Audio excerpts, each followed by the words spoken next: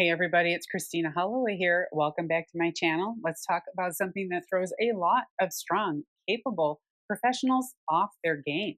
Picture this. You're in a meeting and someone suddenly throws a problem at your feet. The tone shifts, heads turn, and all eyes are on you.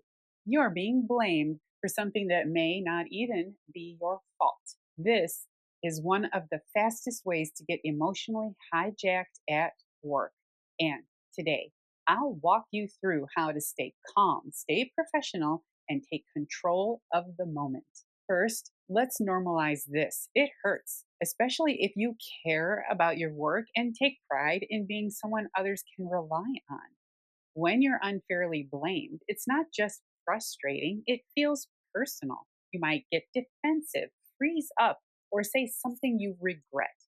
But here's the thing, you can protect your reputation and your emotional energy if you know what to say in the moment. The first step is not what you say, it's what you don't say.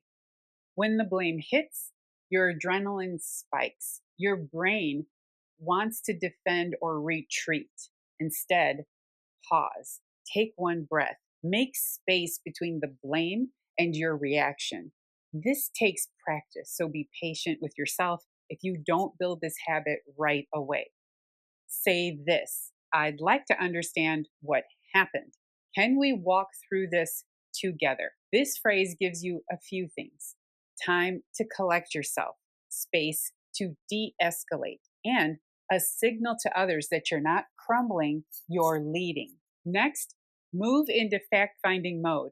Ask clarifying questions. Can you walk me through the timeline?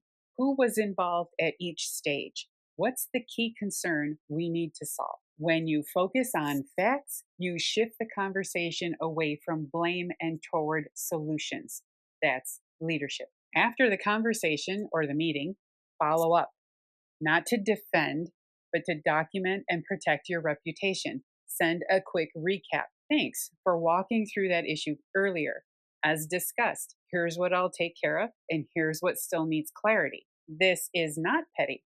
This is professional. It shows you take responsibility, but you won't carry someone else's mistakes on your back. And you didn't apologize. This is a power move, not because you get loud, but because you stay steady. When you respond with clarity instead of panic, people start to see you differently. You become someone who doesn't crack under pressure. This is resilience. And in a messy workplace, that's rare, that's respected. If you've ever been blamed unfairly or thrown under the bus, drop a comment and let me know in the comments below how you handled it. And if you want more 5-minute strategies to handle messy workplace moments like a pro, make sure you're subscribed to my channel so you never miss another video from me. Thank you for watching, and I'll see you in the next video.